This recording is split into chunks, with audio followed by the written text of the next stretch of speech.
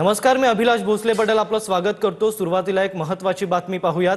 अजित पवारांच्या निधनानंतर सुनेत्रा पवार उपमुख्यमंत्री होणार का अशा चर्चा सध्या सुरू झाल्यात।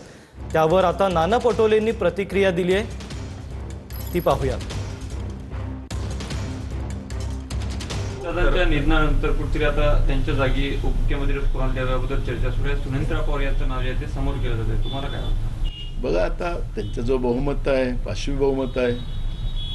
आता या पाचवी बहुमतामध्ये आता मेन कर्णधार भाजपच आहे। त्यामुळे आता मेन कर्णधार काय काय त्याच्यामधले प्रयोग करते ते आपल्याला ज्यावेळेस या सगळ्या घडामोडी होतील त्यावेळेस आपल्याला कळणार आहे।